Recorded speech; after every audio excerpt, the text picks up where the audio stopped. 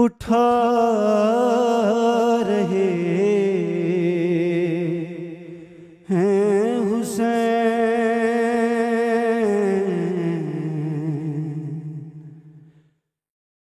حسین کیا ہے جہاں کو بتا رہے ہیں حسین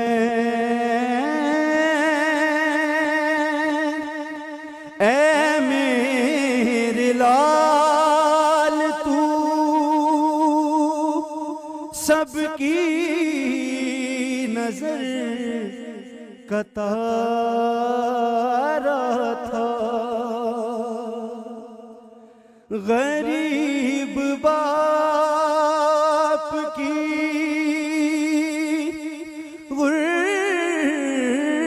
غربت کا تو سہارا تھا پسر کی لاش پہ سنا رہے ہیں حسین جوان بیٹے کا لاشا اٹھا رہے ہیں حسین بہن نے بھیجا ہے یہ خط تمہارے نام اکبر ہے دعائیں جینے کی ہیں بعد السلام اکبر بہن کا خط ہے جو پڑھ کر سنا رہے ہیں حسین جوان بیٹے کا لاشا اٹھا رہے ہیں حسین پسر کی لاش پہ مادر کہیں نہ مر جائے الہی زینب مزتر کہیں نہ مر جائے جوان کی لاش کو خیمے ملا رہے ہیں حسین اور سینہ کے زخم پہ ماں کی نظر نہ پڑ جائے عجیب عالم غربت ہے شاہ پر ہائے حسین کا زخم باسے چھپا رہے ہیں حسین اور شعر دیکھیے گا کہ فرات روئے گی کرب و بلا بھی روئے ستم پہ اپنے صفے اشقیا بھی روئے گی، اب اپنے ہاتھوں پہ اصغر کلا رہے ہیں حسین، جوان بیٹے کا لاشا اٹھا رہے ہیں حسین، وہ وعد رب نے جو سب سے لیے تھے، نور علی جو انبیاء نے خدا سے کیے تھے، نور علی وہ سارے وعدے اکیلے نبھا رہے ہیں حسین، جوان بیٹے کا لاشا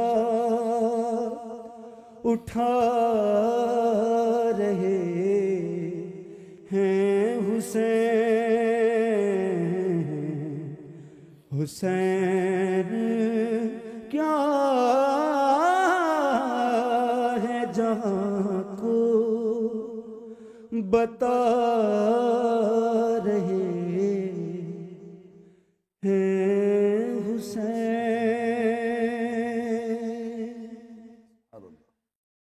بہت شکریہ، فراز حسین ہمارے ساتھ تھے اور اتنا درد تھا آواز میں، اور وہ کربلا کا پورا واقعہ ایسے لگا کہ ایک دم سے نظر کے سامنے آ گیا، اور ایک تکلیف، ایک دکھ، مجھ سے تو واقعی بات بھی نہیں ہو رہی۔ اور آج بھی ہم کربلا کے اس واقعے پہ بات کریں گے، کل بھی ہم نے بات کی بہت ساری چیزیں جس پہ ابھی اور بہت ساری بات کرنی، اور کل بھی پہلا سوال یہ تھا اور آج بھی یقیناً وہی ہوگا کہ ہم کربلا کے واقعے سے کیا سبق لیتے ہیں، کیا درس لیتے ہیں، کیا سیکھتے ہیں، آج ہمیں اس سے کیا سبق لینا چاہیے۔ اور حضرت امام حسین کی شہادت کا بھی دن ہے کل، آج ہم اس پہ بھی بات کریں گے۔ ایک چھوٹا سا پیکج بنایا، لیکن میں بتا دوں کہ آج کربلا کے واقعے پہ ہم سے کون بات کرے گا۔ آج ہمارے ساتھ ہیں حکیم اصغر در صاحب، السلام علیکم جی۔ کیسے ہیں آپ؟ ٹھیک ہے، اور بلال کتب صاحب ہمارے ساتھ ہیں، السلام علیکم بلال۔ السلام علیکم بلال بھائی، ایسا کرتے پہلے پیکج دکھاتے ہیں، اس کے بعد واپس آ کے ہم بات کریں گے آج کربلا کے واقعے پر بھی اور حضرت امام حسین کی شہادت پہ بھی۔ پھر ہمت ہوئی تو بات کریں گے، ہمت ہوئی تو بات کریں گے، ہمت ہوئی۔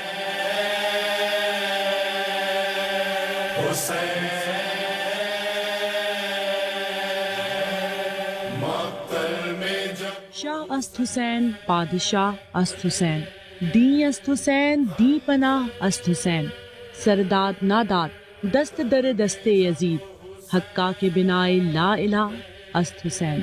کربلا دین اسلام کی تاریخ کا وہ دردناک واقعہ جو عاشور کی صبح سے کئی دن پہلے شروع ہو کے صدیوں تک محیط ہو گیا۔ امام حسین رضی اللہ تعالیٰ عنہ نے اپنی جان کا نذرانہ پیش کر کے دین اسلام کو ایک نئی زندگی عطا کی، اور یزید اور یزیدیت کو قیامت تک اہل انسان کی نظروں میں وہ شکست دی جس کی مثال تاریخ کے کسی اور باب میں نہیں ملتی۔ یوں تو تاریخ اسلام ایسی کئی فتوحات سے لبریز ہے جس نے دین اسلام کی مقبولیت اور عظمت میں اضافہ کیا، مگر کربلا میں امام حسین اپنا سر کٹا کے اپنے نانا کے دین کی تا قیامت حفاظت فرما گئے۔ ہم آج اگر اس دنیا میں خود کو مسلمان کہنے کا حق رکھتے ہیں تو یہ حق امام حسین کی دی گئی قربانی کا تحفہ ہے۔ ہم آج کے دن کربلا کے شہیدوں کو سلام پیش کرتے ہیں اور خداوند سے دعا کرتے ہیں کہ ہم کو دین رسول پہ تا حیات قائم رکھ۔ افضل ہے کل جہاں سے گھرانہ حسین کا، نبیوں کا تاجدار ہے نانا حسین کا۔ ایک پل کی تھی بس हुकूमत यजीद की। सदियां हुसैन की हैं, जमाना हुसैन का।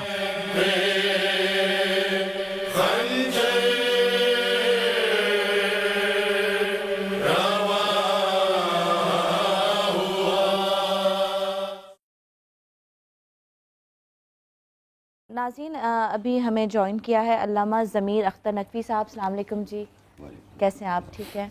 और हम इनसे भी बात करेंगे। पहला मेरा सवाल था कि हमें वाक़या करबला से क्या सबक मिलता है, वाक़या करबला हमें क्या दर्स देता है। अगर वो सवाल पहले मैं आपसे पूछूं तो आज हम उससे क्या सबक लें, क्या कहेंगे आप? वाक़या करबला से बहुत से सबक मिलते हैं, उम्मत को भी और आलम इंसानियत को भी। सबसे बड़ी चीज़ तो ज़हनी तौर पर आज़ादी अफ़कार इंसानी, यानी ज़हन जो है वो ग़ुलाम ना बन जाए। और ये पैगाम सबसे पहले सरकार रिसालत ने दिया था अरबों को कि तुम ज़हनी तौर पर किसी इस्तिबदाद, जुल्म, जबर के ग़ुलाम न बन जाना। ठीक है। और इसी पैगाम को, सरकार रिसालत के पैगाम को, इमाम हुसैन ने उसकी तजदीद की कि तुम कुरान के बाद और इतने बड़े पैगाम के बाद ज़हनी तौर पर माइल हो रहे हो दुनिया की तरफ, इसलिए वापस दीन की तरफ आ जाओ। तो सबसे बड़ा जो वाक़या करबला का पैगाम है वो यही है कि दीन हाथ से ना जाए। सुभान अल्लाह। और तौहीद जो कि इतना बड़ा पैगाम पैगंबर ने दिया अरबों को कि सदियों की बुत परस्ती को छुड़वा दिया, बुरी आदतें छुड़वा दी, आपस की जंगें, कबायली जंगें। तो आज के इस दौर में आप देखें कि शिद्दत फिर उसी तरफ वापस आ गई है, आपस के झगड़े, फसाद और ये चीज़ें। तो फिर करबला की ज़रूरत पड़ रही है कि आप कहाँ से सीखेंगे, कैसे आपको पता चलेगा कि आप इन तमाम बुराइयों से दूर हट जाएं। इसलिए इमाम हुसैन का पैगाम हर वक्त ज़िंदा है। जिसे सबक लेना है वो मुसलसल लेता रहे सबक, और हमेशा तक लेता रहे, और हमेशा। अच्छा, यही पहला सवाल आपकी तरफ। हज़रत क़िबला अल्लामा ज़मीर नक़वी साहब ने करबला के जिस पैगाम को इरशाद फरमाया, मैं सिर्फ करबला का पैगाम तो ख़ुद हुसैन ने दिया कि जब मोहम्मद इब्न हनफिया ने 27 रजब सन 60 हिजरी इमाम अली मकाम रुखसत हो रहे थे, वलीद इब्न अब्दुल मलिक को ख़त पहुँच चुका था, बैत का मुतालबा इमाम अली मकाम से भी था, अब्दुर्रहमान इब्न अबी बकर से भी था, अब्दुल्लाह इब्न उमर से भी था, अब्दुल्लाह इब्न ज़ुबैर से भी था।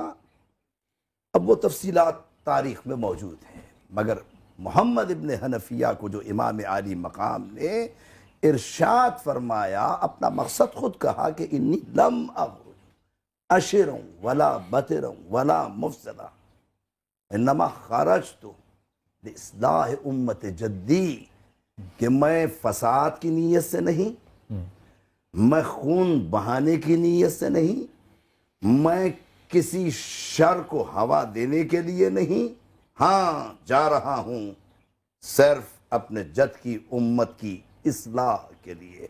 और वो इस्लाही पैगाम आज भी हुसैन के मरकत पर लगे हुए उस अलम से जाहिर है कि जिस अलम का रंग सियाह नहीं है, जिस अलम का रंग सब्ज नहीं है, उस अलम का रंग सुर्ख है। अब्बास के मरकत पे अलम सुर्ख है। इस बात की निशानदेही है कि करबला कल भी थी, करबला आज भी है। करबला का पैगाम जारी है। अच्छा, यहाँ पे एक सवाल जो मेरे जहन में आया कि वो बैत के लिए जा रहे थे, ठीक है, लेकिन क्योंकि रसूलुल्लाह ने कहा था कि हज़रत इमाम हुसैन की शहादत इस तरह होगी और کیونکہ کل پرسوں یہ بات ہوئی تھی کہ وہ اپنے نانا کا وعدہ پورا کرنے گئے تھے، یا تو پھر ان کو پتا تھا کہ شہادت ہوگی، میں جا رہا ہوں، تو معلوم تھا، ٹھیک ہے، انہوں نے بشارت دی تھی، تو مطلب ان کو معلوم تھا کہ شہادت ہونی ہے، تو پھر وہ بچوں کو ساتھ کیوں لے کے گئے، عورتوں کو ساتھ کیوں لے کے گئے؟ اس کا جواب میں سند دیتا ہوں کہ آپ دیکھیں، امام علی مقام اگر چاہتے، بلال قطب صاحب تشریف فرما، علامہ ضمیر اختر نقوی صاحب تشریف فرما، میں کہتا ہوں مدینے میں رہ کر تو 4000 کا لشکر عمر سعد لے کر آیا، 1000 کا لشکر ہر لے کر آیا، لاکھوں لے آتے تب بھی مدینے میں مقابلہ ہو سکتا تھا، اور گاجر مولی کی طرح جو ہے یزید کو کاٹا جا سکتا تھا۔ مگر امام علی مقام یزید کو مارنا کب چاہتے تھے؟ یزید کو تو مارنا مقصد نہیں تھا۔ اگر یزید کو مارنا مقصد ہوتا تو یزید کا کردار ہی اس کے لیے اتنا مکروہ تھا کہ اس کے مارنے کے لیے اسے ایکسپلائٹ کیا جا سکتا تھا۔ امام حسین یزید کے مقابلے پر نہیں آئے تھے، امام علی مقام یزیدیت کو مارنا چاہتے تھے۔ جو یزیدیت تھی، یہ جنگ یزید اور حسین کی نہیں تھی، لوگ کہتے تھے دو شہزادوں کی جنگ تھی، دو شہزادوں کی جنگ نہیں تھی، یہ جنگ دراصل یزیدیت اور حسینیت کی۔ لوگ کہتے ہیں کہ یزید اگر جو ہے، یزید شرابی تھا، یزید بد کردار تھا، یزید فلاں تھا۔ میں کہتا ہوں یزید اگر نمازی ہوتا، حاجی ہوتا، شب زندہ دار ہوتا، تب بھی اس کا مقابلہ حسین ابن علی سے آج کی اس دنیا اور 1400 برس پہلے کون کر سکتا ہے؟ اس مسند کا حقدار کل بھی حسین تھا، آج بھی حسین ہے، اور قیامت تک حسین ابن علی رہے گا۔ بڑی خوبصورت بات، بڑی خوبصورت بات۔ سر اگر یہی سوال آپ کی طرف بھی میں بڑھاؤں، ٹھیک ہے؟ بہت اچھا مولانا تشریف فرما رہے ہیں، اور میرے تو بہت ہی پسند کے خطیب ہیں اصغر درس صاحب، اور ہمارے تو آپ دونوں بڑی پسند ہمارے ساتھ عرصہ دراز سے ساتھ ہے ہمارا۔ اور سوال یہ تھا تمہارا کہ بچوں کو کیوں لے گئے اور عورتوں کو کیوں لے گئے؟ تو دراصل دین میں کچھ باتیں ایسی ہوتی ہیں کہ جو انبیاء کو معلوم ہوتی ہیں، ائمہ کو معلوم ہوتی ہیں، اولیاء کو معلوم ہوتی ہیں، تاریخ کچھ اور کہہ رہی ہوتی ہے، عوام کچھ اور کہہ رہے ہوتے ہیں۔ تو جس طرح دنیا میں کیا ہونے والا ہے اللہ کو معلوم ہے، تو مالک کائنات، اسے تو سب پتہ ہے۔ تو سوال یہ ہے کہ اگر اللہ کو پہلے سے معلوم ہے کہ یہ حادثہ ہونے والا ہے، یہ واقعہ ہونے والا ہے، کل یہ ہوگا، پرسوں انسان یہ کریں گے، انسان یہ کریں گے، تو وہ ان اقدامات کو روک لے۔ اللہ تو نہیں روکتا، جہاں فساد ہونا ہے وہ ہو رہا ہے، جہاں بم گرنا ہے وہاں گرنا ہے، جو دو ملک لڑ رہے ہیں تو ہو رہا ہے جھگڑا، لیکن اللہ کو تو سب معلوم ہے کہ یہ انسان یہ کریں گے۔ تو کیا اللہ ہمارے کہنے پہ چل رہا ہے کہ ہم اللہ سے کہیں اب تو یہ کر دے، اب یہ کر دے، اب یہ کر دے؟ اسی طرح نبی، امام اور ولی کو یہ معلوم ہوتا ہے کہ یہ انسان اب کیا کریں گے، اب کیا کریں گے، اب کیا کریں گے، لیکن چونکہ حکم الہی کے تابع ہوتے ہیں، کیا بات ہے، واہ واہ واہ، جب تک ادھر سے حکم نہ آ جائے پیغمبر بدر کے میدان میں نہیں جائیں گے، جب تک ادھر سے حکم نہ آ جائے احد میں نہیں جائیں گے۔ دشمن آ گیا ہے، جنگ ہوگی، لیکن وہی آ جائے تو پیغمبر، امام، ولی اللہ کی مصلحتوں پر نظر رکھتے ہیں۔ تو یہاں پر امام حسین کو معلوم ہے کہ یہ ہوگا، لیکن یہ ضروری نہیں ہے کہ سب کو بتا دیں کہ ایسے ایسے ایسے ایسے ہوگا، اور بتا بھی دیا کہ بھئی اس راہ میں ہمارا سر کٹنے والا ہے اور گھر لوٹنے والا ہے۔ اب بچے کیوں جا رہے ہیں، عورتیں کیوں جا رہی ہیں؟ تو یہ پیغمبر سے ہی ہم سوال کریں گے کہ مباہلے میں جب عیسائی آئے اور انہوں نے پیغمبر سے یہ کہا ہم آپ کی بات نہیں مانتے کہ حضرت عیسیٰ جو ہیں وہ چوتھے آسمان پہ چلے گئے، وہ تو اللہ کے بیٹے ہیں، اور مریم جو ہیں وہ اور حضرت عیسیٰ یہ تثلیث میں ہی خدا ہے، اور پیغمبر توحید کا پیغام دے رہے تھے۔ سورہ آل عمران کی آیتیں اتر رہی تھیں کہ بھئی حضرت عیسیٰ کو تم کاہے کے لیے خدا کا بیٹا کہہ رہے ہو؟ اس لیے کہ باپ نہیں ہے، تو آدم تو پہلے اس کے حقدار ہیں کہ ان کے باپ بھی نہیں، ان کے ماں بھی نہیں، تو پہلا تو اللہ کا بیٹا آدم ہوا، یہ قرآن نے کہا، دلیل قائم کی. تو اب جب عیسائیوں کے مقابل رسول اللہ گئے. اچھا سر، تو معذرت کے ساتھ اگر میں آپ کے یہاں پہ بات کاٹوں، مجھے بریک لینی ہے. لے لو بھائی بریک. ناظرین ہم لیتے ہیں بریک کے بعد یہیں سے بات کو کنٹینیو کریں گے. واہ.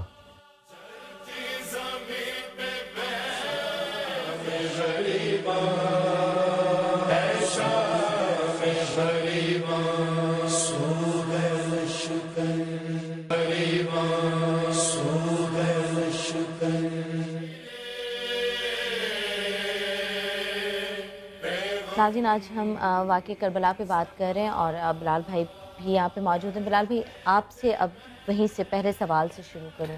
پہلے میرے خیال میں حضرت آپ اپنی بات کو مکمل ہاں یہ بات پوری ہو جائے. ٹھیک ہے. تو جیسا کہ میں نے کہا کہ ولی جو ہوتا ہے اور جو نمائندہ ہوتا ہے اللہ کی طرف سے اسے علم آسمانی ہے نمائندہ، لیکن وہ حجت پوری کر رہا ہے. ہاں تو وہ تابع ہوتا ہے قرآن کے، بے شک. وحی کے اور اللہ کے. تو چونکہ ایک منشور پورا قرآن جو ہے وہ آ چکا ہے، تو اب جو پیغمبر کی نمائندگی کریں گے جو لوگ، ان کو قرآن پر ہی چلنا ہے. تو چونکہ پیغمبر کو حکم ملا تھا کہ جب غیر مذہب والے اسلام پر اٹیک کریں، عقائد پر یا شریعت پر، تو حکم ملا، آیت آئی، ابناءنا و ابناکم، بیٹوں کو لے جاؤ، نساءنا و نساکم، عورتوں کو لے جاؤ، انفسنا و انفسکم، نفسوں کو لے جاؤ. تو چونکہ اٹیک ہوا تھا عقائد پر، شریعت پر، اور پوری شریعت کا مذاق اڑ رہا تھا، نماز، روزہ، حج، زکوٰۃ، ایک منشور آ رہا تھا ایسا کہ جو پیغمبر کی تمام تعلیمات کے خلاف میں سے چل رہے تھے، اور عوام اس میں ملوث ہونے والے تھے صرف اس وجہ سے کہ جبر و استبداد جو تھا وہ منوانا چاہ رہا تھا. تو چونکہ قرآن کا حکم تھا کہ عورتوں کو لے جاؤ، بچوں کو لے جاؤ، تو جب اسلام پر مصیبت آئے تو سب کو حصہ لینا چاہیے. بالکل. سبحان اللہ. سب کو زندگی میں پہلی دفعہ یہ بات سمجھ میں آئی ہے کہ عورتیں اور بچے کیوں گئے. یہ واہ کیا بات. اچھا یہاں پہ ایک اور سوال کہ جو میں نے سنا ہے کہ جو قافلہ تھا وہ ویرانیوں سے گزرا تھا، آبادیوں سے نہیں، تو اس میں کتنی حقیقت ہے؟ اگر پھر جانا ہی ہے. دیکھو یہ تو ہسٹری ہے، دیکھو یہ تو تاریخ ہے. تاریخ یوں ہے جیسے ایک منظر کو 4 کیمرے لگے ہوئے ہیں، تو ہر کیمرہ الگ بتا رہا ہے. یہ تاریخ ہے. کوئی مجمع لے رہا ہے، ایک کیمرہ جو ہے وہ سائڈ لے رہا ہے. تو یہ رخ ہیں. تاریخ لکھنے والے یکسانیت نہیں رکھتے. کیا بات ہے. وہ 4 رخوں سے دیکھ رہے ہوتے ہیں. کوئی کچھ لکھے گا، کوئی کچھ لکھے گا. جتنا اسے معلوم ہوا ہے اتنا ہی لکھے گا، وہ اتنا ہسٹری میں لکھ دے گا. اور وہ بھی اپنے نظریے سے. امام حسین نے جو راستہ اپنایا ہے وہ راستہ کسی کو نہیں پتا تھا، اور اس راستے پہ کوئی نہیں چلا تھا. جو روٹ ہے پورا یعنی مدینے سے مکے اور مکے سے کربلا تک جو روٹ امام حسین نے بنایا، یہ وہ راستہ ہے جس راستے پر حضرت ابراہیم عراق سے چل کے مکے آئے تھے. طریق الانبیاء. طریق الانبیاء. طریق الانبیاء. بلال بھائی اگر جو ہم شو سے پہلے بھی اس پہ بات کی کہ جب وہ مکہ سے روانہ ہوئے تو وہاں کے لوگوں نے روکا کیوں نہیں؟ ٹھیک ہے، انہوں نے کیوں ان کو جانے دیا؟ اگر یہ سوال میں یہیں سے آپ سے کہوں کہ آپ شروع کریں. میں یہ سوال تو علماء کرام سے کرتا ہوں. میں اس پہ تھوڑی سی ایک تمہید اگر دوں، میرے خیال میں حضرت آپ کی اجازت سے، جی یہ جو کربلا ہے نا، میں اس کو کسی صورت ایک واقعہ تسلیم کرنے کو تیار نہیں ہوں. یہ ایک مزاج ہے، اور یہ مزاج ہے کس کا؟ یہ ہے پیغمبر کا مزاج، رسول پاک صلی اللہ علیہ وسلم کا مزاج. دیکھیے مزاج کو کیسے لوگ، جیسے آپ نے فرمایا کہ علماء جو ہیں وہ کیسے اٹھاتے ہیں، جو فقیر ہے وہ ولی کیسے اٹھاتا ہے. رومی ایک بڑا آدمی ہے، رومی کو بڑا شوق تھا حضرت کہ وہ جب نکلتے تھے نا بازار میں تو بچوں سے سب سے پہلے ہاتھ میں لاتے تھے. تو ایک دفعہ ایک بچے کے پاس سے گزرے تو وہ بچہ کھانا کھا رہا تھا، تو بچہ کہتا ہے، رومی سے کہتا ہے کہ ذرا ٹھہرو میں کھانا کھا کے فارغ ہو جاؤں پھر تم سے میں مصافحہ کرتا ہوں۔ وہ وہاں پہ کھڑے رہے، جب وہ کھانا کھا کے فارغ ہوا تو اس نے مصافحہ کیا، تو لوگوں نے پوچھا کہ حضرت آپ اتنے بڑے قد کے آدمی ہیں، آپ ایک بچے کی خاطر کھڑے رہے؟ کہتے ہیں مجھے یہ گمان ہے کہ اگر محمد اس زمانے میں ہوتے تو وہ بھی بچوں کے ساتھ ایسا ہی سلوک کرتے۔ یہ ذہنیت کی بات ہے۔ مسلمانوں کے پاس اپنے تائیں کوئی بھی نہ غلط ہوتا ہے نہ صحیح ہوتا ہے۔ جب بنی اسرائیل کو اللہ کے رسول اور اللہ نے کہہ دیا کہ یہ جو بکرے کا جو چربی ہے یہ حرام ہے، تو ان کے لیے وہ حرام ہو گئی، ہمارے لیے وہ حلال ہو گئی۔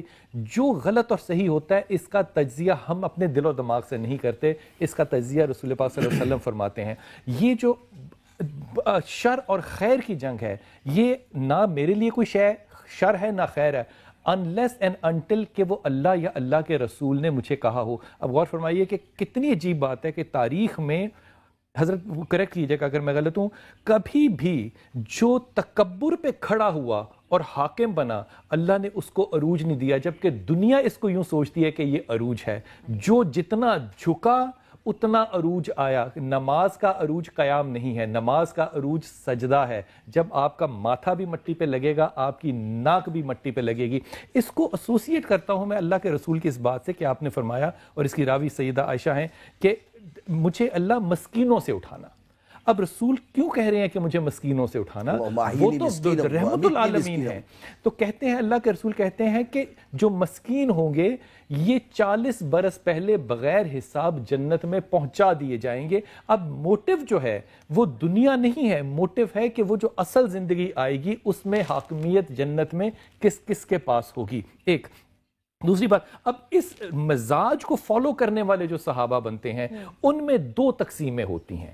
ایک امام علی کے کردار کو فالو کرتے ہیں اور ایک امام علی کے کردار کو فالو نہیں کرتے ہیں۔ اب امام علی کا کردار کیا ہے، اس بات پہ غور کیجئے گا ذرا، بڑے ادب سے بات کہہ رہا ہوں کہ اگر فاطمہ بنت اسد سیدہ کو اللہ تعالیٰ اپنا گھر کھول کے نہ دیتا تو علی کی پیدائش کہاں ہوتی؟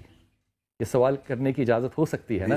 اب دیکھیے، خدا نے اپنا گھر کھول کے دیا اور علی کی پیدائش ہوتی ہے خانہ کعبہ اللہ کے گھر کے اندر۔ اس سے زیادہ مسکین ماں کیا ہوگی کہ اس کو زمانہ جگہ نہیں دے رہا، اس کو خدا گھر اپنے میں جگہ دے رہا ہے۔ اس سے زیادہ مسکینی کیا ہوگی کہ علی آنکھ نہیں کھولتے جب تک لباب دہن رسول نہیں لگتا۔ جب ہجرت کر کے جاتے ہیں تو ٹانگیں زخمی ہیں، تب تک نہیں چل پاتے جب تک لباب دہن نہیں لگتا۔ جب خیبر فتح کرتے ہیں، فتح خیبر تو علی نے کیا، لیکن جو آنکھوں کو درست کیا، جو ان کو سہولت دی، وہ لباب دہن رسول پاک صلی اللہ علیہ وسلم نے دی۔ یہ محتاجی، یہ مسکینی علی کی جو ہے وہ تابع ہے رسول پاک صلی اللہ علیہ وسلم کے اور اللہ کے۔ یہ وہ مزاج ہے جو کہ ہم تابع کرتے ہیں اپنے آپ کو، یہ وہ مزاج ہے جو کہ ہمیں اللہ کے رسول نے دیا۔ اس میں آپ صحابہ کو لیجئے، حضرت بلال حبشی کو لیجئے۔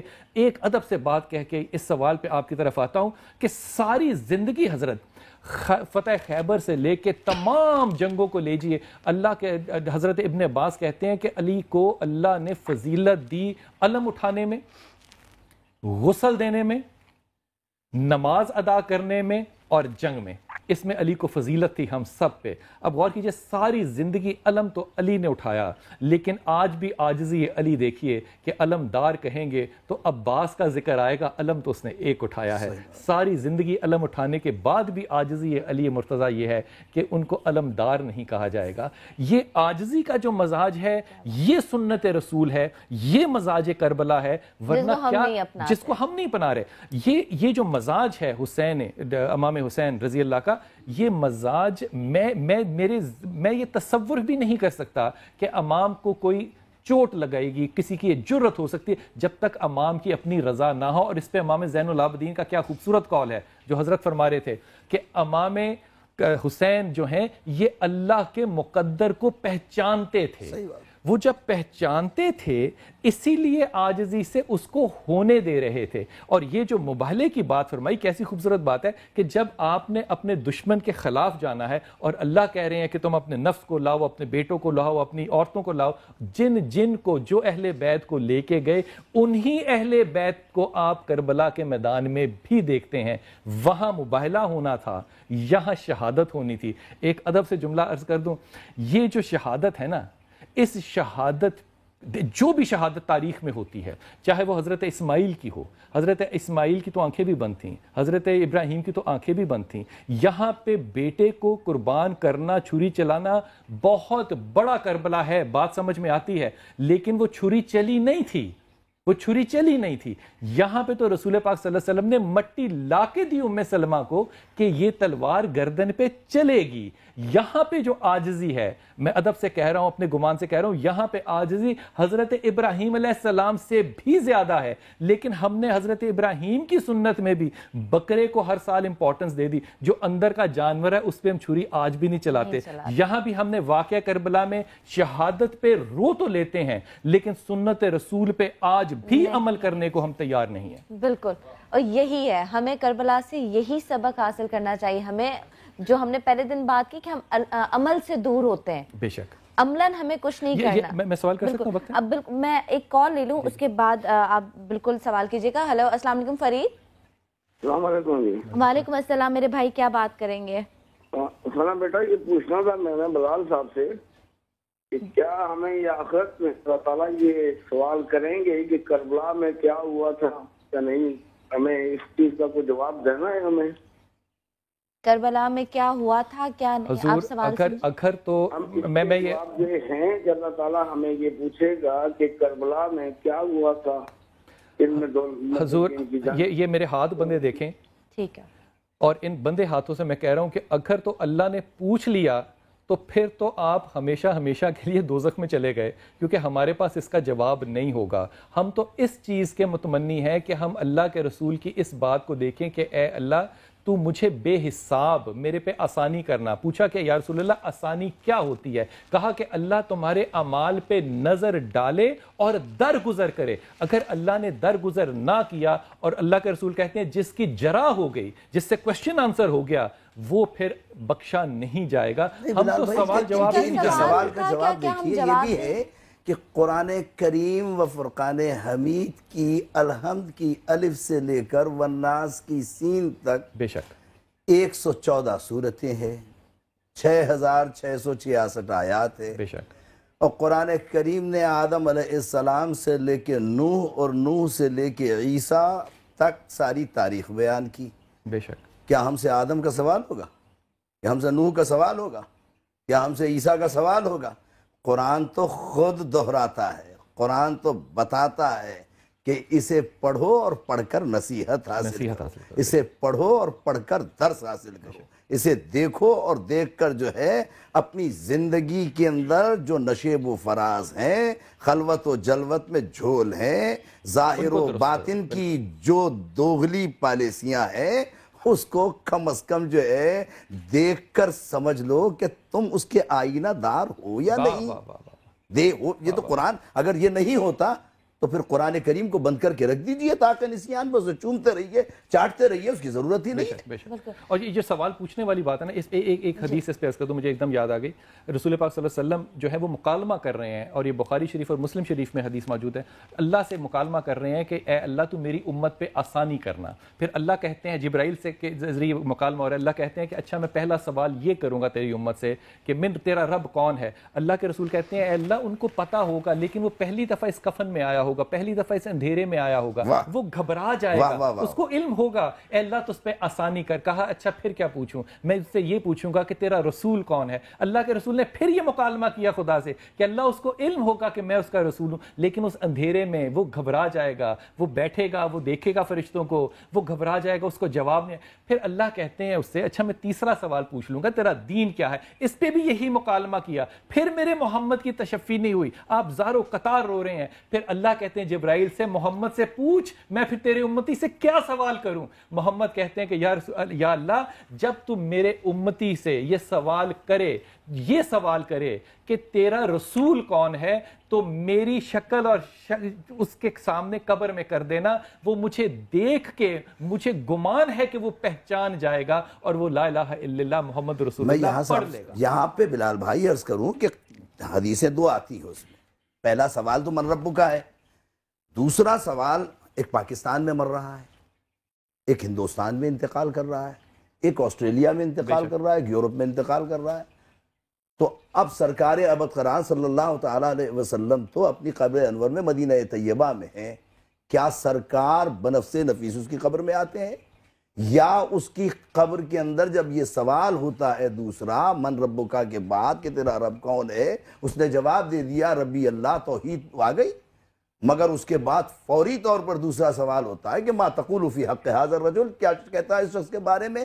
علماء کہتے ہیں کہ کھڑکی جو ہے ایک روشن دان جو ہے مدینے تک کھل جاتا ہے اور سرکار کا چہرہ انور سامنے ہوتا ہے، کیا کہتا ہے اس شخص کے بارے میں؟ اور وہ اگر جانتا ہے، کلمہ پڑھا ہے، محبت رکھی ہے، اور پروردگار نے محبت نہیں کہی، کہا مودت، جو قبر میں ساتھ لے کر جائے، محبت تو قبر پر ساتھ چھوڑ دیتی ہے۔ اچھا، اب ان کا سوال جو ہے وہ تشنا رہ جائے گا کہ کیا پوچھا جائے گا، تو قیامت کا دن جو ہے وہ عدل کا دن ہے، اور جتنے مظالم انسانوں نے معصوموں پہ کیے ہیں سب کا سوال اللہ کرے گا۔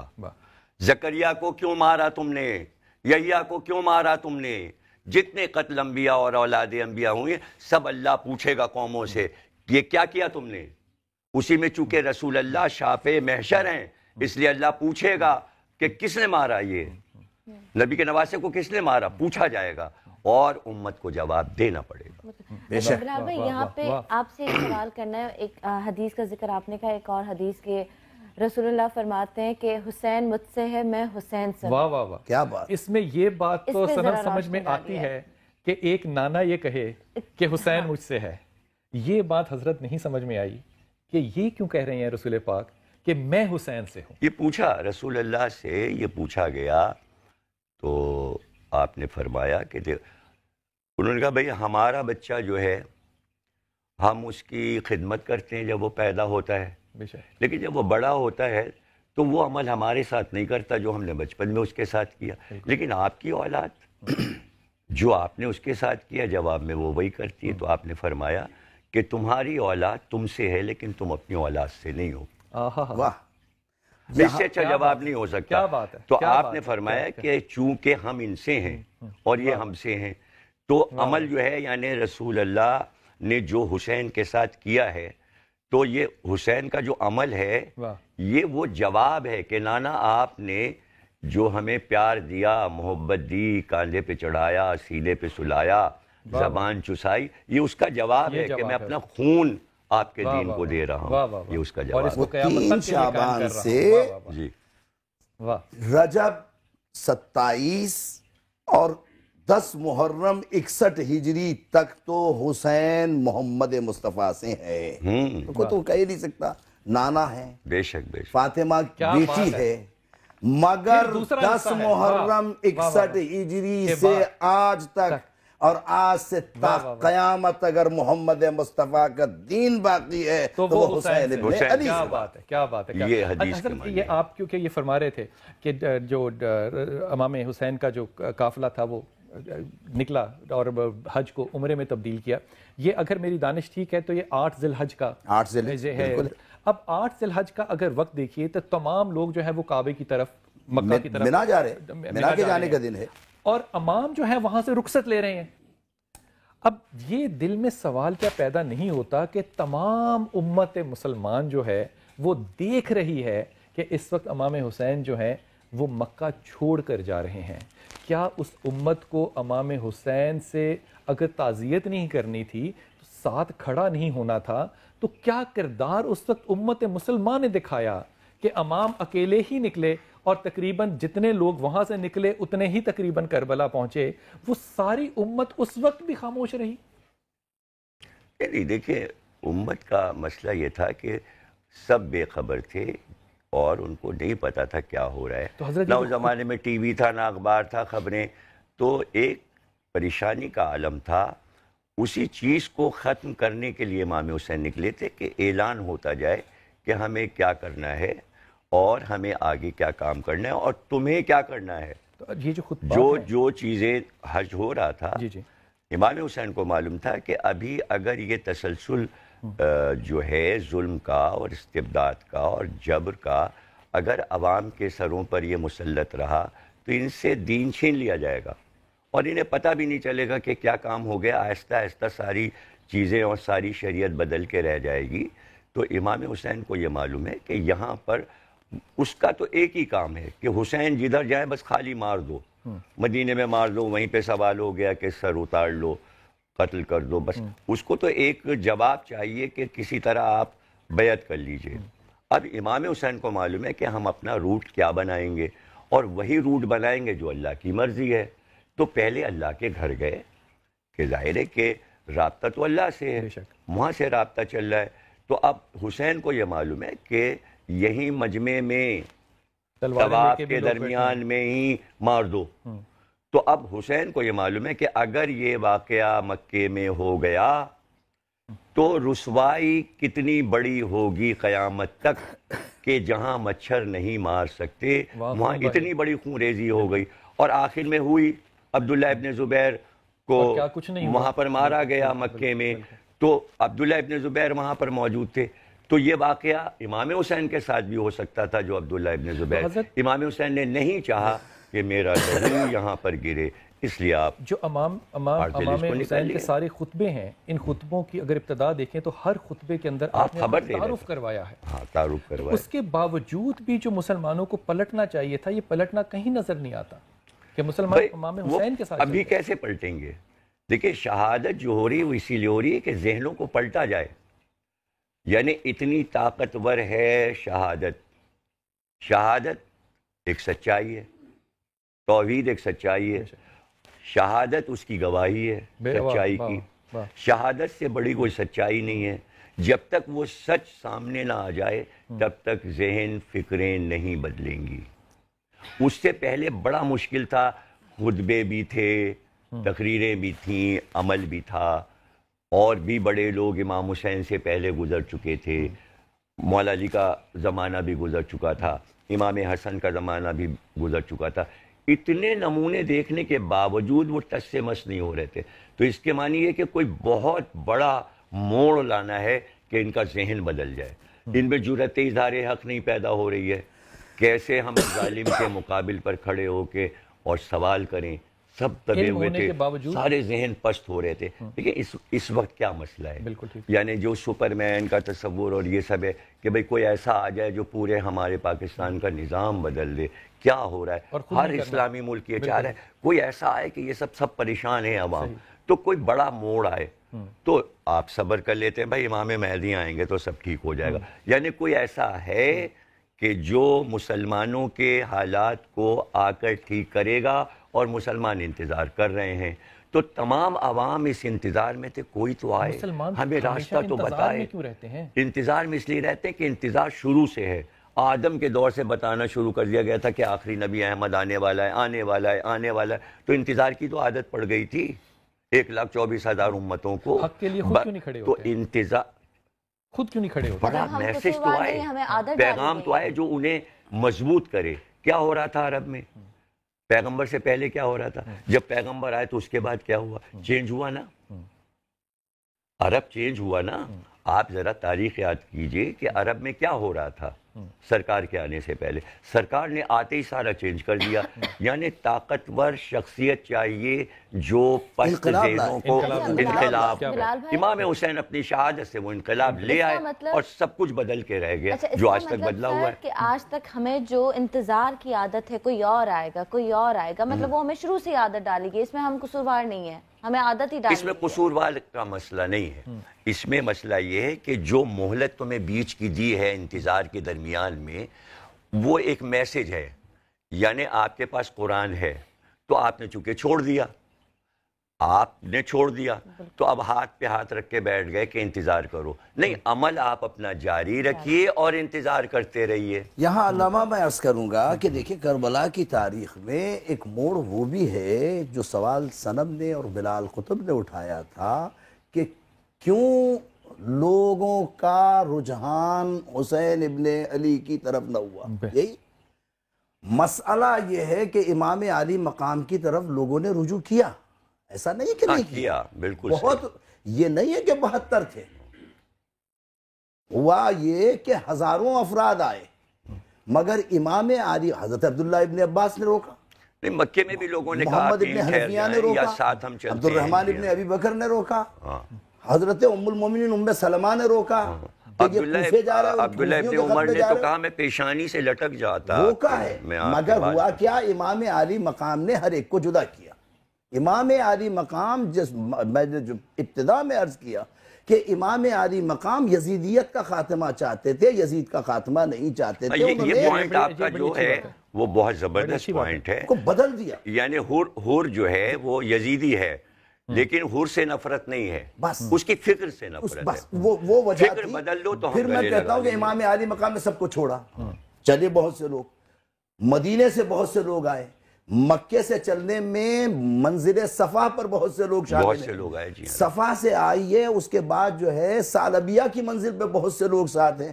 وہ سالبیہ پہ امام عالی مقام نے دیکھا ایک خیمہ لگا ہوا ہے, اس خیمے کے اندر پوچھا کون ہے, کہا وہب, اور وہب کی ماں ہے. میں کہتا ہوں حسین وہاں تو آپ مدینے میں مکے میں لوگوں کو چھوڑ آئے اور یہاں وہب کے گھر پہ جو ہے خود چل کر خیمے میں چلے گئے اور کہا کہ میرے ساتھ آ جائیے. تو امام عالی مقام نے بڑا ناپ تول کر, بڑا سوچ سمجھ کر کہ کون آگے تیروں کا مقابلہ کرے گا, کون نیزوں کا مقابلہ کرے گا, اس کے لیے سینے ایسے درکار تھے, اس کے لیے دلیر ایسے درکار تھے, اس سے بہادر ایسے درکار تھے, اس سے جوان مرد ایسے درکار تھے کہ جو اس منزل پر جو ہے استقامت کے ساتھ کھڑے رہے. امام عالی مقام نے بنی ہاشم میں بھی سب کو نہیں لیا. بنی ہاشم کا چھوٹا قبیلہ تھا, بہت بڑا قبیلہ تھا, اس میں سے 18 آدمی منتخب کیے, عقیل کی اولاد کو, جعفر کی اولاد کو, اور اپنی اولاد کو لے کر چلے اور بہت سے لوگوں کو چھوڑ دیا. بنی ہاشم کا قبیلہ کافی تھا, تو امام عالی مقام نے سب کو چھوڑا. ہجوم تو بہت آ سکتا تھا, ہجوم, اسی لیے میں ایک جگہ کہتا ہوں کہ فیصلے جنگ کے تلوار سے کب ہوتے ہیں, فیصلے جنگ کے تلوار سے کب ہوتے ہیں, اہل حق ہو تو 72 بھی غضب ہوتے ہیں. واہ جی واہ, واہ جی واہ, واہ جی واہ. حضرت یہ جو وقت ہے سوال کرنے کا, جی بالکل, یہ جو جیسا آپ نے فرمایا کہ لوگوں کو اسکرین آف کرتے رہے, وہ لوگ, میرا دل تو چاہتا ہے کہ ہر سینہ اس قابل ہوتا کہ وہ تیر کھانے کو تیار ہوتا, لیکن وہ جو 72 وہاں پہنچے ان میں عورتیں بھی ہیں, 6 مہینے سے بچے سے لے کے 90 سال تک کا بزرگ بھی ہے. یہ سارے لوگ جب وہاں پہنچے, اور قلیل ذرائع, اگر میں یہ کہوں تو شاید مناسب نہ ہو, ذرائع ہیں ہی نہیں, ذرائع چھوڑ کے گئے ہیں. یہاں پہ امام کسی صورت میں یزید کو کوئی خطرہ فیس کرتے ہی نہیں ہے, کوئی خطرہ نہیں ہے ان کے لیے. اس کے باوجود روکا جاتا ہے, یہاں پہ گھیرا جاتا ہے. یہ جو سارا معاملہ ہے بغیر خطرے کے, یہ یوں نہیں لگتا کہ جنگ ہے, یہ لگتا ہے کوئی بدلہ ہے, یہ کوئی ریونج ہے, یہ کوئی ہیٹریٹ ہے جو یہاں پہ نکالا جا رہا ہے. ورنہ امام تو کسی اس ریونج کا یزید نے اظہار کیا ہے. علامہ ضمیر اختر نقوی صاحب تشریف فرما ہے, جب دمشق میں قافلہ حسینی آ رہا ہے تو اپنے محل کی چھت کے اوپر اس نے ایک شعر پڑھا ہے جسے امام بخاری نے سیاستہ میں, محدثین نے, نعب الغراب فقل او لا تقل ولقد قضیت من الرسول دیونی. اس نے کہا کہ میرے چھت کے اوپر ایک کوا آواز دے رہا ہے, نعب الغراب فقل او لا تقل. میں نے اسے کہا تو چیخ یا نہ چیخ. وَلَقَدْ قَضَيْتُ مِنَ الرُّسُولِ دُیُونِی, میں نے آج محمد مصطفیٰ سے اپنے آبا و اجداد کا بدلہ لے لیا. اس بات کو کنٹینیو لمبا کرنا ہے کہ وہ کون سے آبا و اجداد ہے جن کا بدلہ لیا گیا. لیکن بریک کے بعد ہم کربلا اور کربلا کی تاریخ پہ بات کریں گے. لیتے ہیں ایک چھوٹا سا بریک.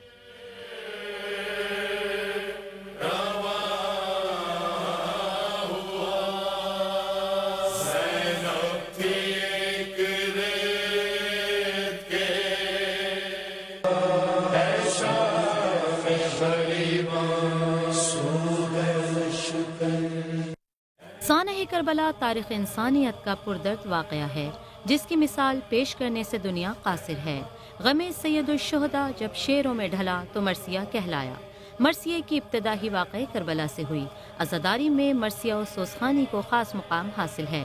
مجلس کی ابتدا ہی مرثیے سے ہوتی ہے جو 3 حصوں سوز، سلام اور مرثیے پر مشتمل ہوتا ہے. جب رخصت حسین کا ہنگام آ گیا،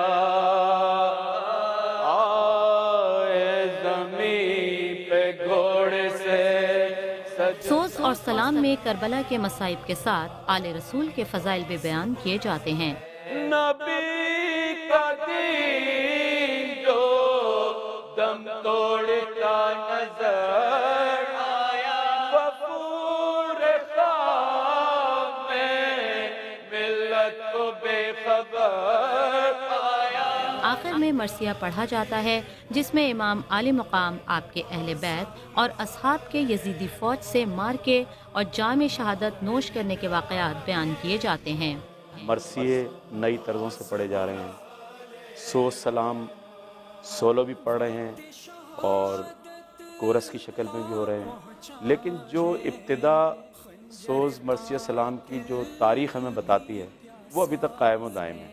وقت کے ساتھ ساتھ مرثیہ کہنے اور پڑھنے کے انداز تو بدل گئے، مگر مقصد یہی رہا کہ امام عالی مقام اور ان کے جانثاروں کی دین حق کے لیے قربانیوں کو بیان کیا جائے۔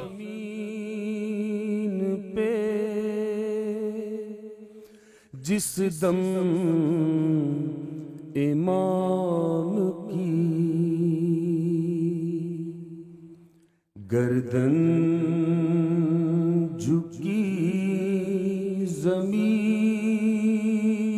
پہ، جس دم امام کی تربت ہلی نبی علیہ السلام کی، مہمان کربلا کے تن پاش پاش پر، مہمان کربلا کے تن پاش پاش پر، گھوڑے اڑائے ٹوٹ پڑی فوج شام کی، تربت ہلی نبی علیہ السلام کی، پانی کے قطرے قطرے کو ہائے ترس گئے،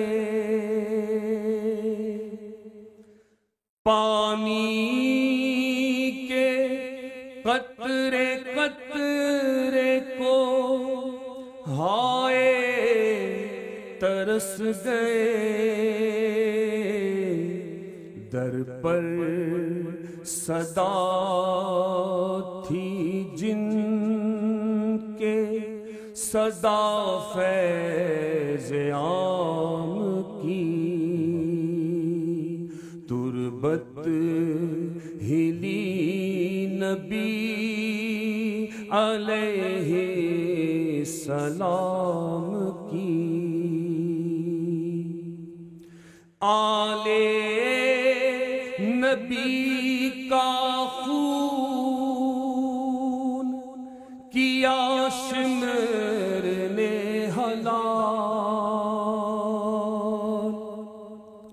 آلے نبی کا خون کیا شمر نے حلال، خالق نے اس پہ نعمت جنت حرام کی، تربت ہلی نبی علیہ السلام کی، رضوان غلام ہے تیرے بابا کا یا حسین،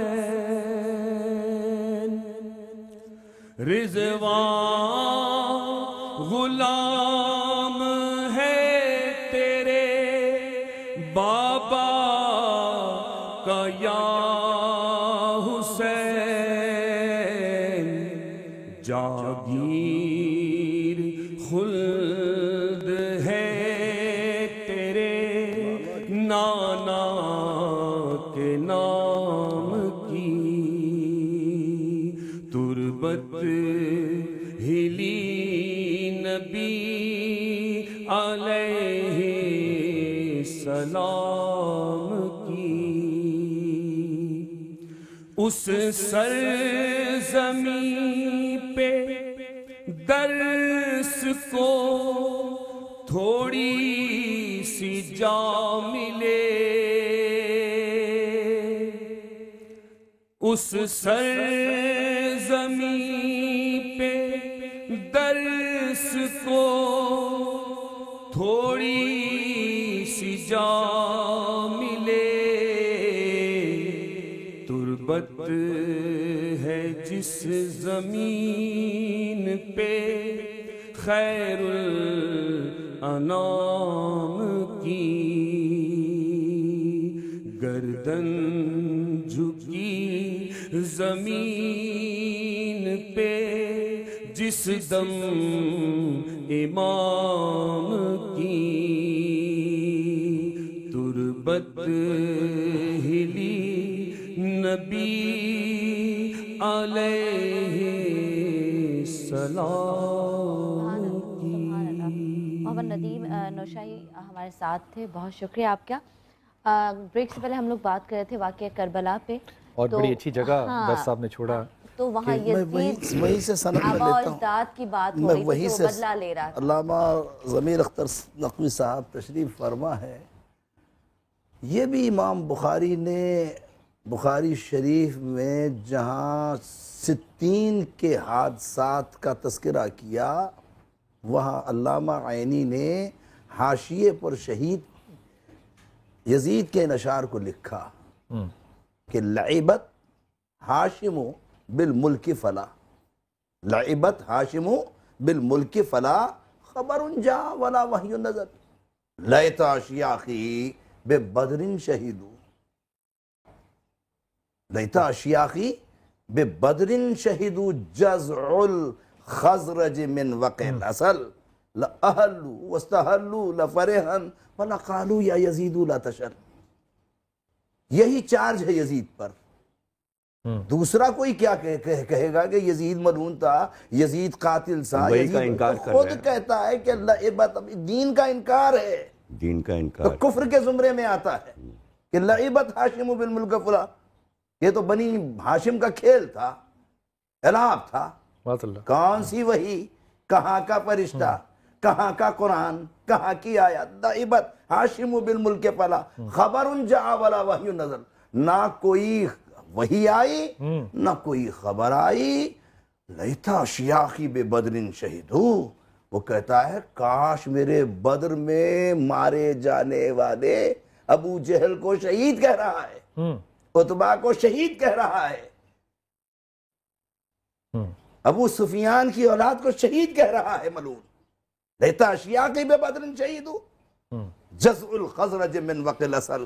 وہ کہتا ہے کاش وہ ہوتے تو آج جو میرے نیزوں کی ہنی جو ہے حسین ابن علی کے سینے میں چبھو رہا ہوں، کبھی اکبر کے سر کو بلند کر رہا ہوں، کبھی حرملہ کے تیر سے جو ہے اصغر کے گلوے نازنی کو چھید رہا ہوں، اور کبھی جو ہے میں قاسم کو پامال کر رہا ہوں. جزع الخزرج من وقع الاسل. وہ کہے گا لأہلو واستہلو فرحا، مجھے سینہ لگائیں گے، اہلاً و سہلاً و مرحبا کہیں گے. لأہلو واستہلو فرحا، اور خوشی سے جو ہے وہ رقص کرتے ہوئے مجھے سینہ لگا کر کہیں گے لأہلو واستہلو فرحا ولقالو یا یزید لا تشل. اے یزید اللہ تیرے ہاتھ کو شل نہ کرے، تیرے ہاتھوں کو کہیں راشا نہ آئے کہ آج بدر کے شہیدوں کا بدلہ لے لیا. قرآن کا انکار ہے، حدیث کا انکار ہے، وحی کا انکار ہے. بدر میں اپنے جو ہے مارے جانے والوں پر فخر ہے، یہ بدلہ لیا گیا. یہ بات یہ بڑی واضح بات ہو گئی کہتے ہوئے، میں تو اپنی زبان سے کہتے ہوئے اس بات کو گھبراتا ہوں. یہ جو لاشوں کی پیمانی ہے یہ بھی بنیادی طور پہ مسلمانوں کے یا کسی بھی جنگ کا اصول، کسی بھی مذہب کی جنگ کا کسی کا بھی ایسا طریقہ کار نہیں ہے کہ لاش کو پامال کیا جائے. یہ جو پامال کیا جا رہا ہے لاش کو، پھر یہاں سے یہ بھی بات سمجھ میں آتی ہے کہ وہ کلمہ تو چاہے انہوں نے پڑھ لیا ہو ظاہری طور پہ، لیکن ابھی بھی دور جہالیت میں ان کا ایمان وہی پھنسا ہوا تھا، کیونکہ یہ اسی دور کی نشانیاں ہیں کہ لاشوں کو قتل کیا جائے پھر ان کو کاٹا جائے. حضرت یہ ایک بڑا، میں دونوں صاحبان سے یہ سوال رکھ رہا ہوں، اکثر یہ دلیل ایک دی جاتی ہے کہ یزید نے جو بھی کیا، شمر کا جو بھی کام تھا وہ خبر پہنچی نہیں تھی، اس لیے یہ معاملہ جو ہے یہ بے خبری میں ہو گیا. اگر فرض کیجئے کہ یہ معاملہ سارا بے خبری میں ہو بھی گیا، تو کیا ایسی منطق نہیں بنتی کہ جب یہ معاملہ پتہ چل گیا تھا تو جو بھی حکمران وقت اس وقت مسلمانوں کے تھے ان میں سے کوئی حاکم جو ہے ان کاموں کو کرنے والوں میں سے کسی کو تو کٹہرے میں لے کر آتا؟ مختار ثقفی، علامہ سے میں کہوں گا کہ اس کی تاریخ کے اوپر مجھ سے زیادہ اچھا علامہ ضمیر اختر نقوی صاحب کہہ سکتے ہیں کہ مختار ثقفی نے چن چن کے ایک قاتل امام عالی مقام کو جو ہے مجرموں کے کٹہرے میں لا کے کھڑا کیا ہے. کون ہے محمد ابن اشس؟ کون ہے قیس ابن اشس؟ کون ہے جادہ ابن اشس؟ تاریخ بتاتی ہے محمد ابن اشس جو ہے قاتل امام مسلم ابن عقیل ہے. قیس ابن اشس وہ ہے جس نے پہلا تیر پھینکا ہے. جادہ ابن اشس وہ ہے جس نے حضرت امام حسن مجتبیٰ کو زہر دیا ہے. کربلا کی تاریخ بڑی عجیب ہے. کربلا کی تاریخ میں آئیے، لیلا کون ہے؟ لیلا کا رشتہ آپ دیکھیں تو یہ ہے لیلا بنت مرہ بنت وہب بنت ابو سفیان. یہ سگی پھپھی ذات بہن ہے علی اکبر کی. عجیب رشتہ ہے. شمر عجیب رشتہ ہے. تاریخ میں کربلا ایک ایسا سمبل ہے، کربلا ایک ایسا اسی لیے امام علی مقام کا وہ شعر جو کربلا میں کہا ان کان دین محمد لم یستقل، اگر دنیا گوار ہے کہ دین محمد مصطفیٰ میرا خون چاہتی ہے یا سیوف خزینی. حضرت یہ بات تو آپ نے بڑی خوب بتا دی، اور یہ اطمینان بھی ہوا کہ یہ معاملہ اس طرح سے چل رہا ہے. لیکن یہ اہل بیت سے دشمنی سمجھ میں آ گئی، بدر کا ایک بدلہ ہو گیا، مان لی بات. لیکن یہ جو مدینہ کے اندر آ کے روضہ رسول کے اوپر گھوڑے باندھنے کا معاملہ ہے، جو خانہ کعبہ کو جلانے کا معاملہ ہے، جو وہاں پہ جانور باندھنے کا معاملہ ہے، جو 50,000 فوجیوں کو 3 دن چھٹی دے دی کہ ان کے اوپر آج زنا بھی معاذ اللہ حلال کر دیا گیا، یہ دشمنیاں تو اب اہل بیت سے نہیں ہے نا. یہ تو ایک مجموعی طور پہ ایک جماعت ہے مسلمانوں کی جن کے ساتھ یہ جماعت ظلم کر رہی ہے. یہاں تک کہ میں بات عرض کروں کہ دنیا یہ کہتی ہے، آپ کی یہاں پہ بات کاٹ رہے ہیں، ایک یہیں سے آپ کنٹینیو کیجئے گا جواب. اور بلال بھائی، کل آپ لوگ ذکر کر رہے تھے کہ یزید کے ساتھ جو فوج تھی ان کا دل امام کے ساتھ تھا. ٹھیک ہے، جب دل بھی ساتھ تھا، صرف تلواریں خلاف تھیں تو شہید بھی کر لیا، اپنا مقصد بھی پورا ہو گیا. تلوار کا مقصد تھا نا، اس کے بعد وہ سب جو آپ بات کر رہے ہو وہ کیوں تھا؟ یہ جو کوفہ کے لوگ تھے نا، ان میں سے یہ کوفہ کے لوگوں نے تقریباً 1200 کے قریب خط لکھ کے انوائٹ کیا تھا، اور جب امام مسلم بن عقیل جو ہیں وہ وہاں پہنچے تو تقریباً تاریخ کہتی ہے 18, 20, 22 ہزار لوگ تھے جنہوں نے بیعت کی. لیکن اس کے باوجود وہاں پہ لوگوں میں حکمرانوں نے تلواریں بانٹیں، اور وہاں پہ جملہ تھا کہ دل جو ہے وہ تو حسین کے ساتھ ہے لیکن تلوار جو ہے یہ امیہ کے ساتھ ہے. یہ جو اتنی بڑی، حضرت میں اس کو لفظ منافقت کہوں تو پتہ نہیں زیادہ نہ ہو جائے، لیکن یہ تو کردار کی انتہائی پستی کی جگہ ہے نا، کہ جہاں آپ کو حق کی نشاندہی بھی ہے اس کے باوجود آپ تلوار جو ہے وہ حاکم کے حق میں اٹھا رہے ہیں. یہ لمحہ فکریہ آپ دیکھیے یہاں ہے کہ آپ دیکھیے کہ کربلا کے اس واقعے میں ہم حسین کو کتنے القابات سے نوازتے ہیں. رہنما ہے، قائد ہے، امام ہے، حق پر ہے. اور اقبال نے تو یہاں تک کہا کہ درس قرآن حسین آموخت ذاتش اوشو لہا افروختیم نقش اللہ بر صحرا نوشت سطر عنوان نجات ماں نوشت. یہ اقبال ہے. مگر میں آپ آئیے کہتا ہوں کہ جب یہ سب کچھ کہتے ہیں یہ بھی مانتے ہیں کہ یہاں بھی نماز ہے وہاں بھی نماز ہے، یہاں بھی اذان ہے وہاں بھی اذان ہے، یہاں بھی حاجی ہے وہاں بھی حاجی ہے. تو پھر یہ معرکہ اور یہ ساری چیز پھر یہ سب کے سب موجود ہے. تو کربلا کی تاریخ کے اندر امام عالی مقام کو کہتے ہیں کہ اسلام کو بچایا. وہ کون سا اسلام تھا؟ بالکل وہ کون سا اسلام تھا جسے امام عالی مقام نے بچایا؟ مسلمان تو وہاں بھی ہے، مسلمان یہاں بھی ہے، نماز وہاں بھی ہے یہاں بھی ہے، قرآن کی تلاوت وہاں بھی ہے یہاں بھی ہے، حافظ قرآن وہاں بھی ہیں یہاں بھی ہیں.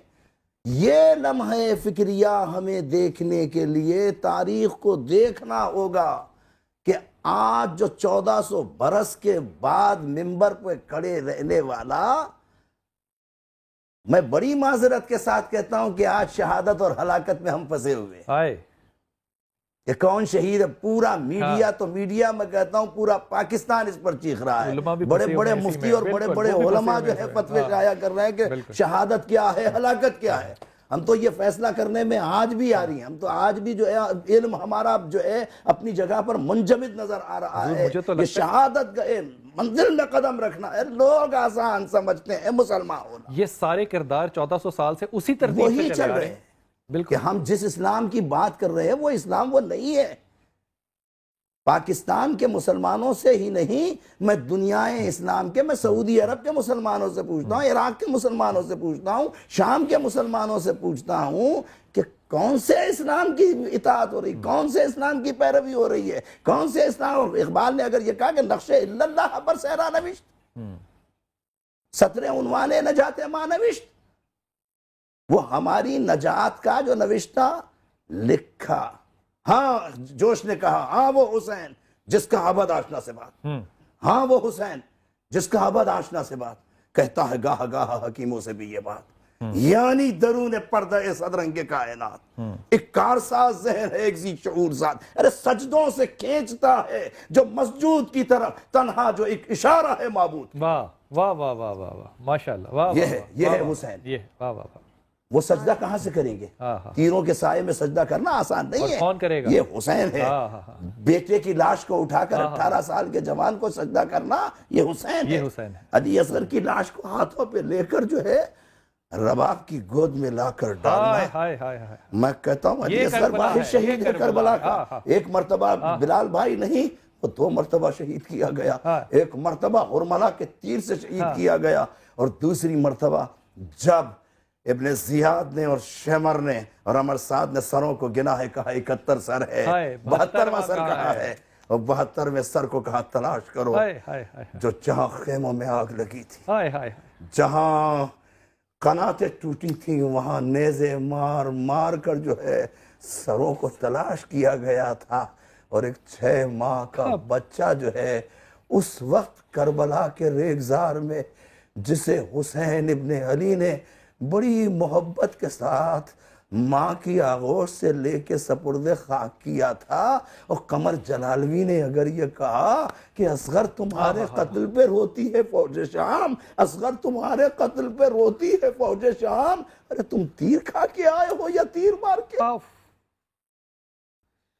سبیلیں جب تک زندہ رہے گی علی اصغر سے شرمندہ رہے گی. میں کہتا ہوں کربلا کی تاریخ میں حسین کو چھوڑ دے 57 برس کے، 34 برس کے عباس کو چھوڑ دیجئے، 18 برس کے علی اکبر کو چھوڑ دیجئے، قاسم کو چھوڑ دیجئے، 72 کو چھوڑ دیجئے. کہتا ہوں یہ معصوم تو بے خطا تھا، اس کی کیا خطا تھی؟ معصوم کے لیے اگر میں یہ کہوں کہ علی اصغر کربلا کا فاتح اعظم ہے. آج بھی خدا گواہ ہے بلال بھائی، بھارت میں ہندو ہوتا ہے، اور ہندو یہ کنور مہندر سنگھ بیدی کہتے ہیں کہ جی کے مرنا تو سب کو آتا ہے، صرف جوش نے جو کہا تھا کہ کیا صرف مسلمان کے پیارے ہیں حسین؟ چرخے نوے بشر کے تارے ہیں. ارے انسان کو بیدار تو ہو لینے دو، ہر قوم پکارے گی ہمارے. ابھی انسان بیدار نہیں، انسان جب بیدار ہوگا تو ہندو تو پکار رہا ہے. کنور مہندر سنگھ بیدی تو کہہ رہے ہیں، اور پکار پکار کر کہ جی کے مرنا تو سب کو آتا ہے، مر کے جینا سکھا دیا. اور ماتھر کہتا ہے کہ چلتا ہے کائنات پہ سکہ حسین کا. یہ غم حسین کے لیے نا مسلمان ہونا ضروری نہیں، انسان ہونا ضروری ہے. دنیا ان میں کو بات بالکل کاٹنا نہیں چاہ رہی، آپ کو روکنا نہیں چاہ رہی، لیکن مجبوری ہے مجھے بریک لینا ہے. واہ واہ واہ.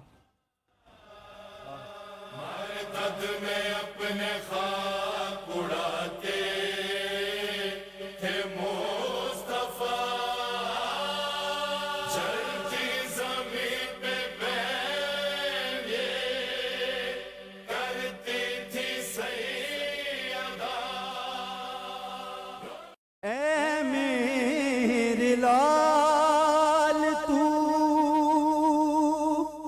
سب کی نظر کا تارا تھا. میرے سامنے سے بلال بھائی جلوس گزرتے ہیں علم کے. ویلکم بیک ناظرین، ہم لوگ بریک سے واپس آ چکے ہیں. آج ہم کربلا کے واقعے پہ بات کر رہے ہیں اور آڈینس یہاں پہ موجود ہے، بہت سارے سوالات کرنا چاہ رہی ہے، تو آڈینس کی طرف بڑھتے ہیں. میرے بھائی کیا اچھا آپ کرنا چاہ رہی کریں؟ السلام علیکم. میرا سوال مولانا سے ہے کہ واقعہ کربلا کے بعد خواتین کے ساتھ کیا ہوا؟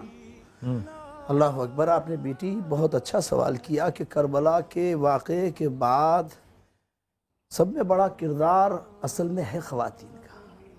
آج کربلا کی تاریخ اگر محفوظ ہے تو وہ اگر کہا کہ حدیث عشق دبابست کربلا و دمشق، حدیث عشق دبابست کربلا و دمشق، یہ کہ حسین رقم کر دو دیگر زینب. ایک باب تو وہ ہے جو مدینے سے مکے سے کوفے اور کوفے سے کربلا میں 10 محرم کو ختم ہو گیا. مگر وہ باب بڑا سنگین ہے کہ جو کربلا سے زینب کبریٰ اس راستے سے لے جائی گئی کہ جہاں بھائی کا لاشا تھا، جہاں انو محمد کے لاشے تھے، جہاں علی اکبر کا لاشا تھا. بخاری میں آتا ہے کہ سرکار ایک صحابی ایک قیدی کو لے کر آئے، نوشیروان کی بیٹی تھی. کہ تیرے ساتھ کوئی زیادتی تو نہیں ہوئی؟ کہ نہیں، زیادتی کچھ نہ کی، مگر مجھے سے وہاں سے لایا گیا جہاں میرے رشتہ داروں کے لاشیں. رسالت مآب کی آنکھوں میں آنسو آ گیا کہ تیرے دل کے اندر جو ہے درد نہ تھا.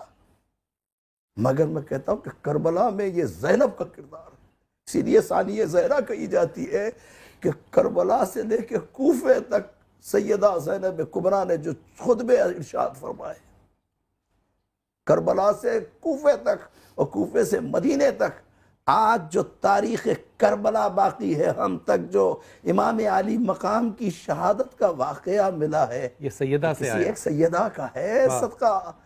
پھر میں کس بی بی کا تذکرہ کروں؟ میں کیا سکینہ کو بھول جاؤں؟ کیا ام کلثوم کو بھول جاؤں؟ کیا رباب کو بھول جاؤں؟ کیا فروا کو بھول جاؤں؟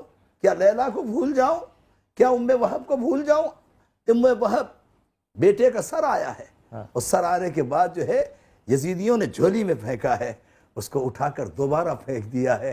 کہا آل رسول پہ جو ہم صدقہ دے دیتے ہیں اسے دوبارہ نہیں لیتے. یہ ماں کا کردار ہے، یہ ماں کی مامتا ہے. کربلا میں کا جو صدقہ دے دیا وہ صدقہ دے دیا. آپ صدقے کو کیا واپس دینا؟ میں کہتا ہوں اے آپ 1400 برس کے بعد میں تجھے سلام کرتا ہوں کہ کربلا میں تیری مامتا کا جو کردار ہے وہ اتنا عظیم ہے.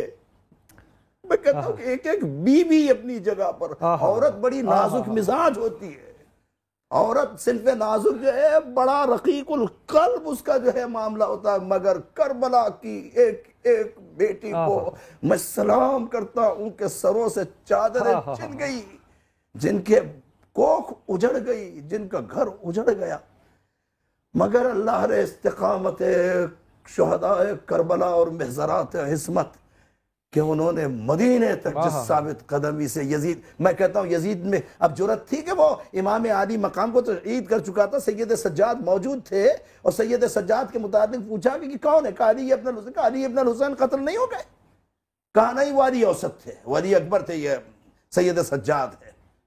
کہا کہ پھر ان کا سر اڑا دو. سیدہ زینب کبریٰ سامنے آ کر یزید کے دربار میں کھڑی ہو گئی.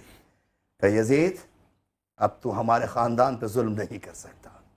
یہ زینب کا کردار تھا جو دمشق کے محل کے اندر جو ہے ایک عورت مقابلہ کر رہی تھی اور زینب کبریٰ کے وہ خطبات کہ جو انہوں نے ارشاد اس کی آنکھوں میں آنکھیں ڈال کر جب ایک حافظ قرآن تلاوت کر رہا تو قرآن پڑھا ہے کہ قرآن کے اندر قُلْ لَا أَسْأَلُكُمْ عَلَيْهِ أَجْرًا إِلَّا الْمَوَدَّةَ فِي الْقُرْبَى کی آیت پڑھی ہے. کہا کہ انما یرید اللہ لیذھب عنکم الرجس اہل البیت ویطہرکم تطہیرا کی آیت پڑھی ہے. تو نے فقل تعالوا ندعو ابناءنا وابناءکم ونساءنا ونساءکم وانفسنا وانفسکم ثم نبتہل فنجعل لعنۃ اللہ علی الکاذبین کی آیت پڑھی ہے. تو نے سلام علی یاسین کی آیت پڑھی ہے. کہا یہ کون ہے؟ کہا ہم ہی تو ہے. ہائے قربان، جن کے سروں سے چادریں چنی یہ ہم ہیں. یہ کردار عورت کا ہے، یہ ماں کا کردار ہے. سلام ہو ان بیویوں پر. آج 9 محرم ہے، 1374 برس گزر گئے، مگر 1374 برس کے بعد آج میں سما کے اس پروگرام سے میں کہتا ہوں کہ حسین کا نام ہے کہ دنیا کے 19 کروڑ افراد کے نام حسین کے نام پر ہے. بے شک بے شک. یہ حسین کا کردار ہے کہ دنیا کی 87 زبانوں میں حسین کی مجلس پڑھی جاتی ہے. یہ امام عالی مقام کا کردار ہے کہ امام عالی مقام کا نام 24 گھنٹے میں جو ہے 86 کروڑ مرتبہ لیا جاتا ہے. یہ امام عالی مقام کا جو ہے کردار ہے کہ ان کے مزار اقدس پر جتنا بڑا حج کا اجتماع ہوتا ہے اس سے بڑا اجتماع حسین کے مرقد پر ہوتا ہے. یہ حسین ابن علی کا نام ہے کہ جس کے نام کا پھریرا پرچم جو ہے، میں نے اسکردو کا سفر جب کیا تو اسکردو میں مجھے ایک شخص ملوایا گیا. اس سے میں نے پوچھا کہ کہا یہ حسین ستپارہ ہے. میں نے کہا کون ہے؟ کہا اس نے ماؤنٹ ایوریسٹ کو جو 29 کلومیٹر کی بلندی پر ہے اور 125 کلومیٹر نیچے زمین میں ہے، دنیا کی بلند ترین چوٹی ہے. میں نے کہا تم نے ماؤنٹ ایوریسٹ کو فتح کیا؟ کہنے لگے ہاں پہلا مسلمان ہوں. میں نے کہا چھریرے جسم پر کوئی ماسک تھا، کوئی انسٹرومنٹ تھا؟ کہنے لگے نہیں. میں نے کہا کتنے افراد تھے؟ کہا 250. میں نے کہا جب چڑھتے چڑھتے کہنے لگے آخری کے اندر ایک فلپینی لڑکی تھی، ایک انڈین لڑکی تھی اور ایک میں تھا. میں نے کہا اتنی بلندی پہ سانس کیسے لی؟ آکسیجن کہاں تھی؟ اس نے کہا مجھے آکسیجن کی ضرورت نہیں تھی، در صاحب میرے پاس عباس کا علم تھا. خدا کی قسم اس کے الفاظ ہے. علامہ نقوی صاحب سے کہا میرے پاس عباس کا علم تھا. میں نے کہا آج میں دنیا کی بلند ترین چوٹی پہ عباس کا علم لہراؤں گا. وہاں بدھا کی تصویر جو ہے اگر کیمرے پر لے کر نیچے لایا جائے تو سرٹیفکیٹ ملتا ہے کہ ماؤنٹ ایوریسٹ کو فتح کیا. وہ کہتا مجھے عباس کا علم لے کر جا رہا. میں عباس کے علم کو جا کر جو ہے ماؤنٹ ایوریسٹ کی چوٹی پر پاکستان کا پرچم ایک جگہ لگایا. اور اسی لیے نجم آفندی نے کہا تھا کہ عباس نامور کے لہو سے دھلا ہوا، عباس نامور کے لہو سے دھلا ہوا اب تک حسینیت کا علم ہے. واہ واہ واہ. سبحان اللہ. اگلا سوال واہ واہ واہ.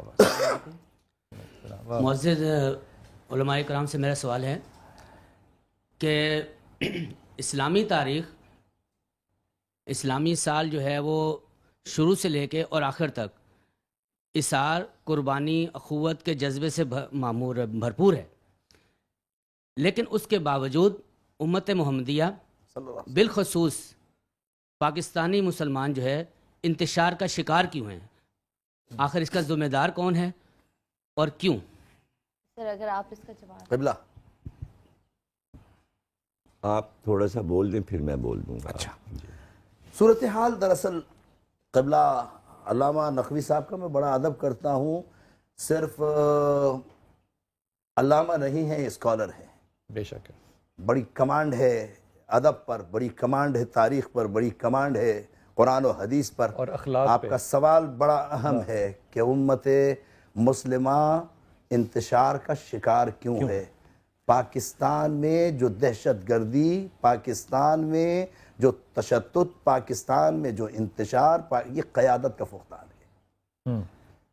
حسین جیسا قائد چاہیے. میں کہتا ہوں ایک بچہ بھی حسین کے رنگ میں رنگا ہوا ہے. گود کا بچہ ہے معصوم. علی اکبر جوان ہے، جوان ہمیشہ جو ہے ابا کرتا ہے، حسین کے رنگ میں رنگا ہوا ہے. ایک فوجی نقطۂ نگاہ سے عباس علمدار ہے 34 برس کا، جس کے ہاتھوں کو باندھ کر رکھا ہے. 2 محرم کو باندھا اور کے لشکر کے سامنے، فرات پہ روکا، ہر جگہ روکا، مگر قائد اگر مضبوط ہو. آج وہ شبلی نعمانی نے ایک واقعہ لکھا, اس نے کہا ایک شخص نے جناب علی سے یہ عرض کی, اے نائب رسول خدا دامت ذلکم, ابو بکر کے عمر کے زمانے میں چین تھا, عثمان کے بھی عہد میں لبریز تھا یہ خم, کیوں آپ ہی کے عہد میں جھگڑے یہ پڑ گئے؟ میری تو عقل ہو گئی اس مسئلے میں. عسکر کہا ہے یہ بھی کوئی پوچھنے کی بات, ان کے مشیر تم تھے, ہمارے مشیر, ان کے مشیر ہم تھے, ہمارے مشیر تم, ہمارا مشیر. آج غلط ایڈوائزرز کے ہاتھ میں, غلط لوگوں کے ہاتھ میں ملک اگر ہوگا تو یہی جو کچھ ہو رہا ہے یہ قیادت کا فقدان. اگر قیادت صحیح ہو, کیا یہ بات پوچھنی جائز ہوگی کہ ہم 1400 سال میں وہ قیادت پیدا کرنے میں ناکام کیوں رہ گئے؟ میں پھر کہوں گا کہ دیکھیں قیادت آپ پاکستان کے حصول میں,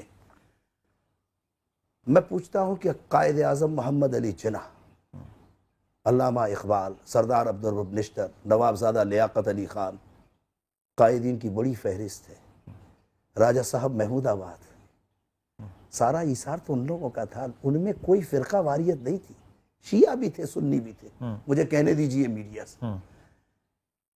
آج ہمیں ہماری کمزوریوں کو جو ہے ابھار کر, معلوم ہے کہ شیعہ اور سنی دونوں طبقات ہیں, کبھی فرقہ وارانہ فسادات کرائے جاتے ہیں, کبھی لسانی فسادات کرائے جاتے ہیں, کبھی طبقہ واریت کو ہوا دی جاتی ہے, کبھی جو ہے کسی نام پر, کبھی معیشت, کبھی اقتصادی, یہ سارے مسائل جو اٹھائے جاتے ہیں. اگر قائد درست ہو, اگر قیادت درست ہو, یہ مسئلہ نہیں ہے کہ قیادت نہیں ہے, جو قیادت ہے وہی ناقص ہے. ناقص ہے, کہنے دیجئے, بالکل جانا چاہیے کہ ہماری قیادت, کیا کام رہنماؤں کی یوں رہنمائی دے, کیا کام رہنماؤں کی یوں رہنمائی دے, یہ سب ہٹیں تو راہ کسی کو دکھائی دے.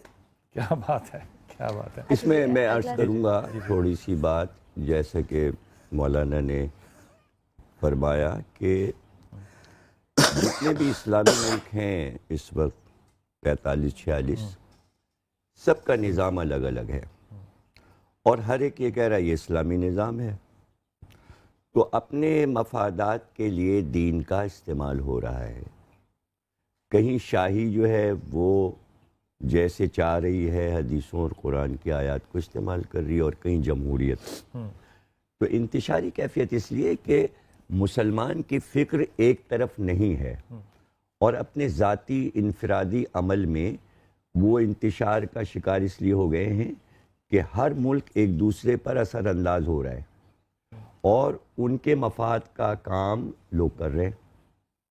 تو جب تک آپ سیپریٹ نہیں ہوں گے, آپ کسی کا اثر نہیں لیں, آپ خود اپنے پرائیویٹ طور پر یہ کہیں کہ یہ قوم جو ہے وہ سب مل کے ایک کام کریں گے, جیسے شروع میں پاکستان بنا اور سب ایک تھے, اس کے بعد یہ ہوا کہ ہر ملک اپنا اثر ڈالنے لگا یہاں پر, وہ انتشار پھیل گیا.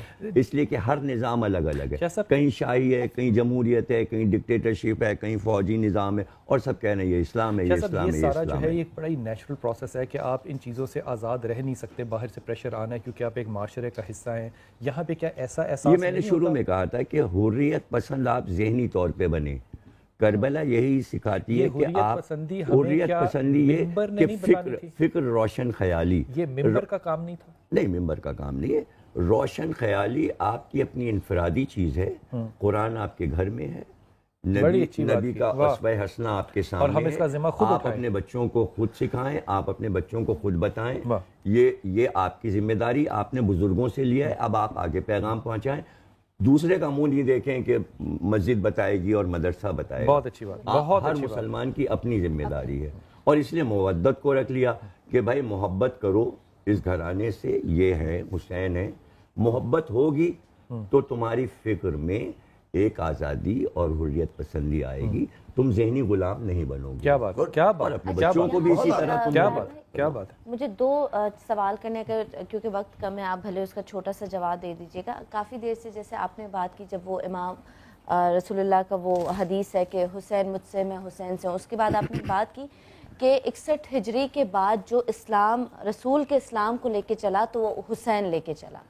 ٹھیک ہے, مجھے یہ بتائیے کہ اگر حضرت امام حسین یہ کیا نام ہے قربانی نہ دیتے ना आगे बढ़ते तो हमें आज दीन किस सूरत में मिलता, आज दीन क्या होता अगर आज इमाम आज देखिए, मैं इस पर हुजूर सरकार मुईनुल मिल्लत वद्दीन ख्वाजा गरीब नवाज को कोट करना चाहूँगा कि उन्होंने कहा शाह हस्तो हुसैन, बादशाह हस्तो हुसैन, दी हस्तो हुसैन, दी पनाह हस्तो हुसैन, सरदाद नदाद दस्त दर दस्त यजीद, हक्का के बिनाए ला इलाह हस्तो हुसैन। बिनाए ला इलाह क्या है?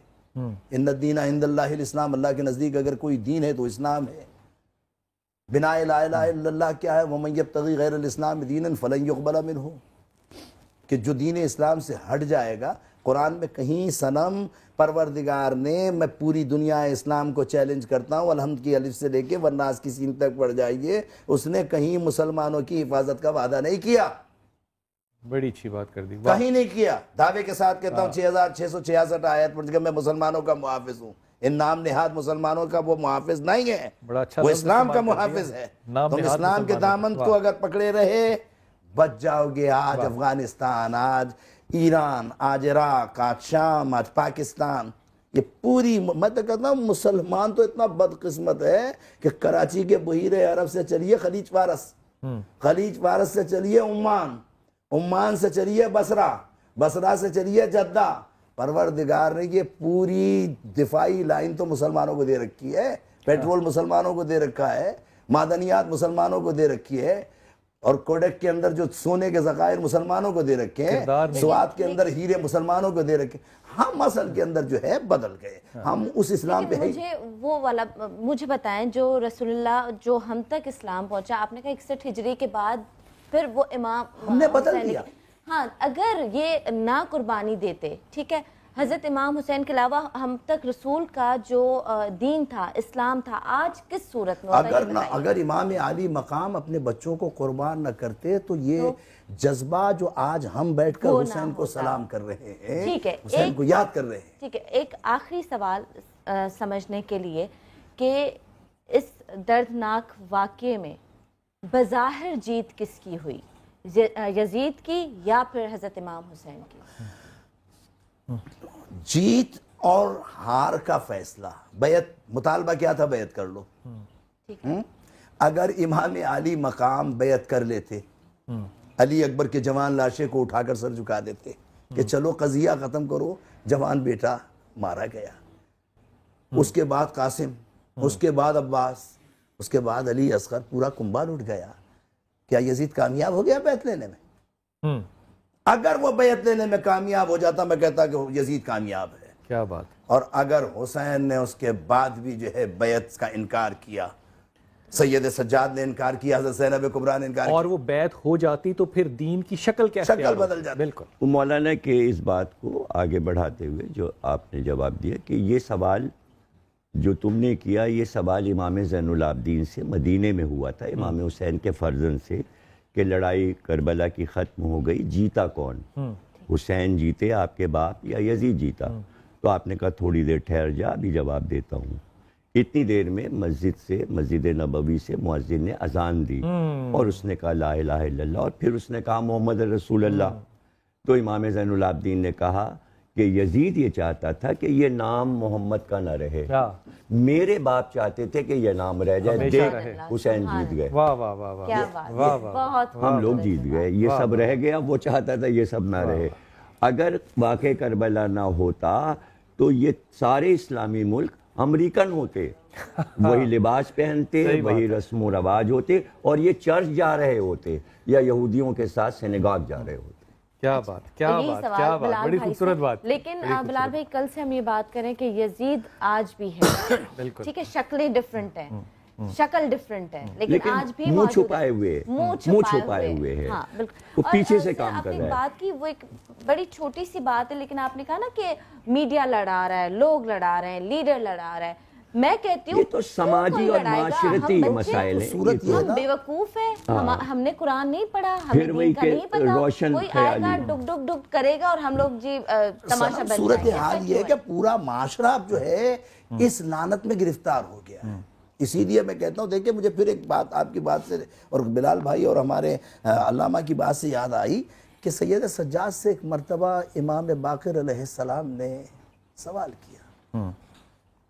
کہنے لگے کہ بابا میں نے کبھی آپ کے چہرے پہ ہنسی نہیں دیکھی. ہائے ہائے ہائے ہائے ہائے ہائے ہائے ہائے ہائے.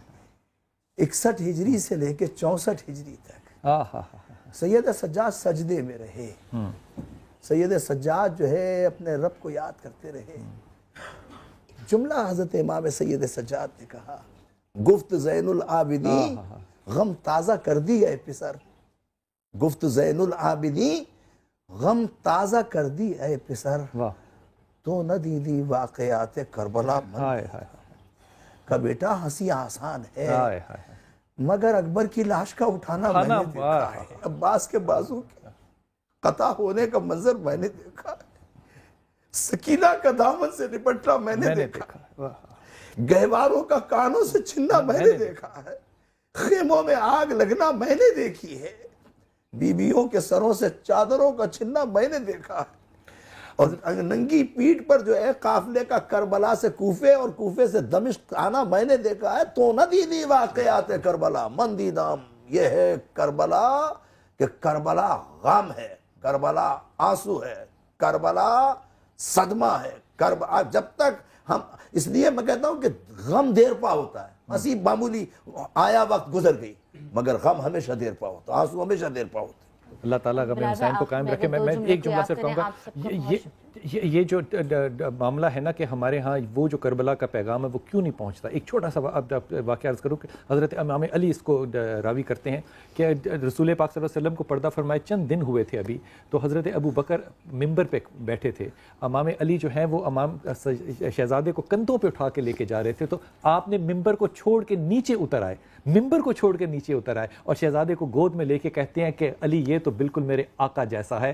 جب تک ہم اپنے آقاؤں کی شناخت نہیں کریں گے ہمارے ہاں منافقت جو ہے یہ ختم نہیں ہوگی. صحیح بات, سبحان اللہ. اور شناخت ہم ہی کریں گے, ہم نے کرنی ہے. بڑی خوبصورت سیدہ فاطمہ الزہرا. آپ سب کا بہت شکریہ. تھینک یو سو مچ بلال بھائی, آپ کا بہت شکریہ, آپ کا بہت شکریہ. اور فراز آپ یہاں پر ہیں آخر میں اگر کوئی, بہت شکریہ. ناظرین انشاءاللہ زندگی رہی تو منڈے کو آپ سے ملاقات ہوگی. دعا میں یاد رکھیے گا, اپنا خیال رکھیے گا. خدا حافظ. کیسے جھولاں اصغر, کیسے جھولاں اصغر, خالی یہ تیرا جھولا, کیسے جھولاں لوری ہواؤں کو میں,